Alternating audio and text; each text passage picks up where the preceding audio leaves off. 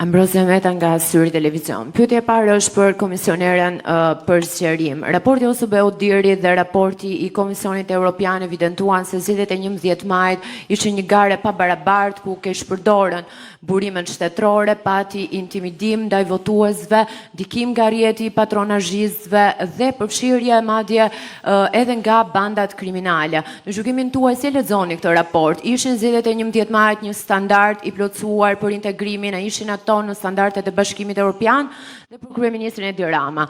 Kur ish kryeministri juaj Arben Ahmetaj u shpall në kërkim nga SPAK, ju deklaruat se nuk mbani përgjegjësi për bashkëpunëtorët tuaj të cilët han dardha pas shpinës tuaj.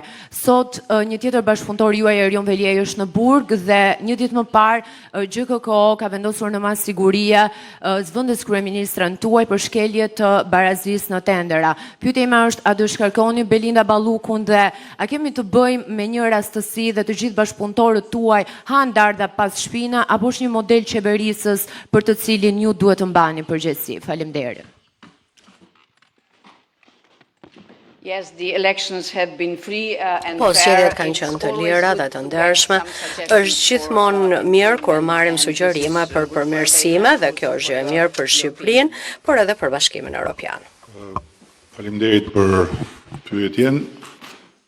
Dua të them fillimisht se nëse sot Shqipëria i ka hapur të gjithë kapitujt e negociatave për antarësim, ndër disa arsye themelore, është edhe fakti se Shqipëria po e lufton seriozisht korrupsionin dhe krimin e organizuar.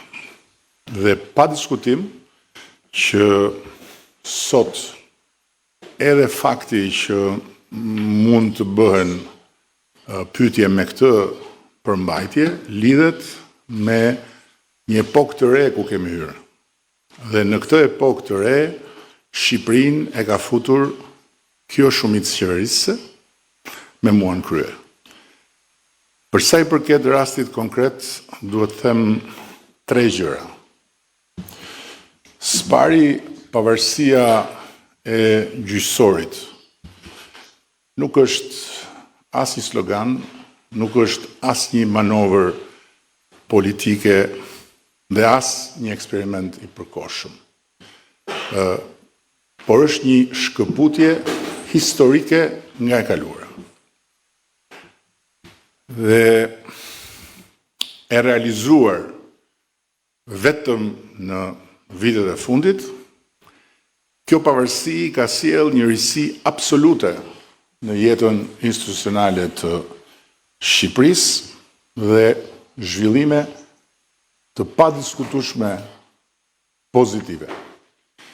Duke filluar nga një fakt i pamohueshëm, varrosja e kulturës 100 e kusur vjeçare të pandëshkueshmërisë. Por ama ka shfaqur edhe dobësitë e natyrshme të një pushteti krejt të ri, fëminor për nga mosha, si dhe reflekset vjetra antidemokratike. Së dyti, dua të theksoj se pavarësisht dhe përtej kostove të larta që kanë për vendin dhe jo thjesht për ne, këto reflekse të vjetra antidemokratike, të trupave të reja speciale, për ne dhe për mua personalisht, mbrojtja e pavarësisë dhe ruajtja e pavarësisë së sistemit të drejtësisë janë para kushte. Janë para kushte për çdo qëndrim nga ana jonë, sepse, siç thotë edhe një fjalë e mençur që mua më pëlqen shumë, kur nuk duhet hedhur fëmia bashkë me ujin e pistën. Dhe këtu vite e treta, pezullimi nga detyra e një ministri, në këtë rast edhe zëvendës kryeministrit, pra drejt për drejt përgjegjës për drejtimin e qeverisë në mungesë kryeministrit, është një tjetër shfaqje e pikërisht astyre doftësive që përmenda më lart, të një pushteti krejt të ri dhe e reflekseve antidemokratike që përmenda po ashtu më lart. Ky është një rast unikal në historinë e Europës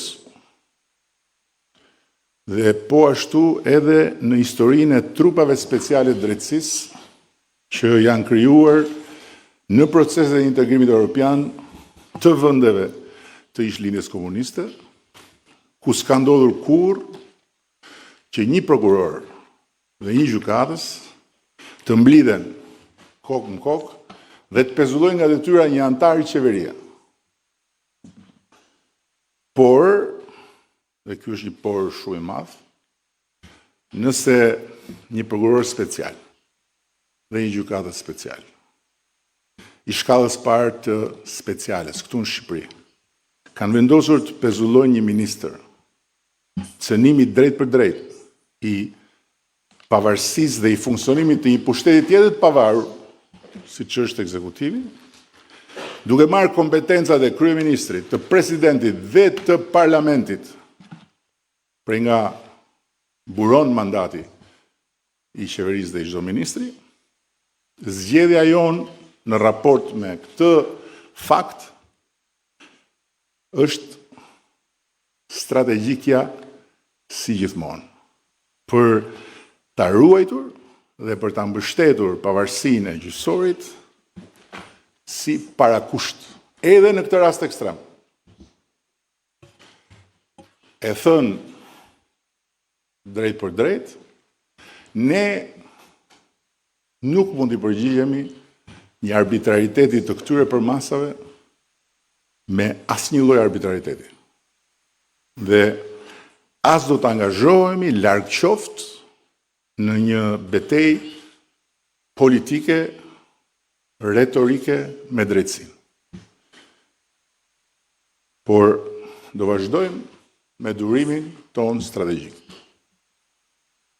Do ta ruajmë dhe mbështesim pavarësinë e gjyqësorit, do ta respektojmë pa kushte vendimin e pezullimit të ministres dhe në ndërkohë do të kërkojmë mbrojtjen e pavarësisë së funksionimit të cënuar të qeverisë vetëm tek drejtësia në gjykatën kushtetuese. Këta jemi ne, ky jam unë, dhe kështu do të jetë deri në fund, kur unë të kem privilegjin që të udhëheq Shqipërinë për ta bërë anëtare të Bashkimit Evropian. Mbrojtja e pavarësisë së re dhe jo të përkohshme të sistemit drejtësisë është prioriteti ynë absolut edhe përballë situatave kaq flagrante sa kjo situatë, për të cilën po drejtësia duhet të gjejë përgjigjen kushtetuese. Raziela Myslimaj nga Report Televizion. Zoti kryeministër, siç e cekët edhe vetë që qeveria nuk mund të qëndrojë pa një zëvendës kryeministër, është një post kushtetues. A keni diskutuar dhe keni menduar për emrin që do të zvendësoj Belinda Balluku në postin e zëvendës kryeministrit dhe a do të jetë me një karakter po kaq të fortë politik sa Belinda Balluku apo do të jetë një figurë më teknike ndoshta? Nuk u kuptuam. Pezullimi është vendim i një gjykate që ne do ta përcjellim në gjykatën kushtetuese si një akt brutal ndërhyrje në pavarësinë e pushtetit ekzekutiv. Dhe gjykata kushtetuese duhet të na thotë se cili është qëndrimi i saj bazuar mbi Kushtetunë e Republikës së Shqipërisë. Pra nuk jemi në kushtet kur duke ndërhyrë me forcë në pavarësinë e ekzekutivit mund të diktohet ndonjë lëvizje e qeverisë. Kështu që për periudhën që flasim, qeveria e Shqipërisë nuk ka zëvendës kryeministër dhe nuk ka një ministër të infrastrukturës dhe energjisë që funksionon. Kaq. Përshëndetje, Ergjys Gjençe, News 24. Zonja Kos, ju dëgjuat deklaratat e kryeministrit për sa i përket çështjes së zonjës Balloku, zëvendës kryeministres. Një pyetje për ju. Bashkimi Evropian a pret që vendet anëtare që aspirojnë të anëtarësojnë në Bashkimin Evropian të kenë një zëvendës kryeministër dhe ministre e cila mbi të cilën e rëndon një akuzë nga prokuroria speciale? Faleminderit. I cannot comment the concrete cases. What Nuk mund I të can komentoj say çështje is konkrete. Ajo që mund të them independent judicial është që system is one of një sistem i pavarur gjyqësor është një nga arritjet më të mëdha të Shqipërisë gjatë viteve të fundit dhe gjithashtu Shqipëria ka patur një ecuri të rëndësishme në luftën kundër korrupsionit. Dhe këtë ne e kemi patur si pjesë të gjetjeve tona dhe e kemi bërë edhe pjesë të raportit të zgjerimit, ajo që ka ndodhur gjatë 2 viteve të fundit në Shqipëri në fushën e sondimit të ligjit, e mbrojtjes së qytetarëve dhe të sektorit të biznesit, do thosha që është e paprecedent. Ajo që ne duam nga çdo vend kandidat është të ketë një sistem ku me ndihmën e sistemit gjyqësor do të ketë siguri ligjore, që në rast se dikujt i dhunohen të drejtat, atëherë ka gjykata dhe ka gjykatës të cilët do të kujdesen për këtë çështje. Dhe sigurisht që raste të tilla ndodhin gjithandej, por e rëndësishme është që ne të ndjekim vendimet e gjykatës dhe ajo që kam dëgjuar nga kryeministri që do të ndodhë në fakt. Diçka që është shumë e rëndësishme në parim, sepse u soll këtu Bashkimi Evropian si një pikë referimi për çfarë duhet ndodhi nga pikpamja politike. Nuk ka një qëndrim uniform Bashkimi Evropian, por ajo që është më e rëndësishme se sa kjo, është që nuk bën vaki në Bashkimin Evropian. Që njerëzit të pezullohen nga funksionet, është unike në historinë e Evropës kjo, duke qenë të zgjedhur.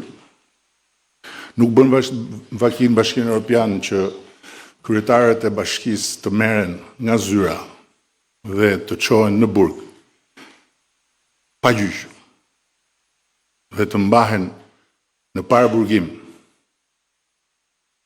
për muaj të tërë, nuk bën vaki në Bashkimin Evropian që siç e thot jo qeveria e Shqipërisë, po Komisioni i Torturës i Strasburgut, një vend të ketë më shumë të paraburgosur se sa njerëz të gjykuar dhe të burgosur me gjyq. Kështu që në këtë pikë unë besoj që të gjithë duhet të bëjmë punën dhe të luajmë rolin tonë. Ne kemi tonin, roli ynë është që të jemi garant të kësaj pavarësie të drejtësisë që Shqipëria po e njeh për herë të parë në historinë e vet, ta mbrojmë këtë pavarësi të gjyqësorit edhe kur rëndon mbi ne në formën e një padrejtësie sipas nesh, që e përsëris nuk ka të ngjashme në Europë dhe të respektojmë kufirin ton, pa hyrë në teritorin e një pushteti tjetër të pavarur. Por nga ana tjetër, të gjithë duhet të bëjnë detyrën e tyre. Nuk mund të hyhet në teritorin e një pushteti tjetër të pavarur dhe kjo vlen edhe për pushtetin ekzekutiv, kjo vlen edhe për pushtetin legjislativ. Ashtu si kundër, miqësisht ju them që kultura e gjyqeve popullore dhe e organizimeve në për salla që dikur ishin salla teatrosh dhe vatrash kulture, sot janë sallone mediatike, për të dhënë dënime bazuar mbi sekrete hetimore të nxjerra nga vetë prokurorët, është një kulturë që duhet ta luftojmë të gjithë, sepse nuk i bën mirë askujt dhe nuk i bën mirë kësaj shoqërie. Por, natyrisht, nuk është puna ime ajo, puna ime është kjo që po ju them. Ne jemi garantët e pavarësisë gjyqësorit, do vazhdojmë të jemi garantët e pavarësisë gjyqësorit me çdo çmim, edhe kur çmimi është i atill që të vjen të mos ndalesh duke thënë se çfarë të shkon në përmend. Por këtë rrugë kemi zgjedhur dhe vetëm kështu ne mund të arrijmë objektivin që të bëhemi vend antar i Bashkimit Evropian dhe duhet ta besojmë këtë gjë. Është një pushtet i ri, fëminor, i ndërtuar mbi një të kaluar që nuk e ndihmon drejtsinë e pavarur. S'ka traditë, s'ka kulturë historike të një drejtësie të pavarur. Aftësitë e prokurorëve dhe gjykatësve janë një pjesë shumë e rëndësishme që duhen rritur dhe forcuar. Duhet kohë, duhet durim dhe duhet vendosmëri. Ne këtë vendosmëri e kemi dhe për sa kohë do ta kemi, do të jetë kështu. Dhe kur them për sa kohë do ta kemi, flas për veten time.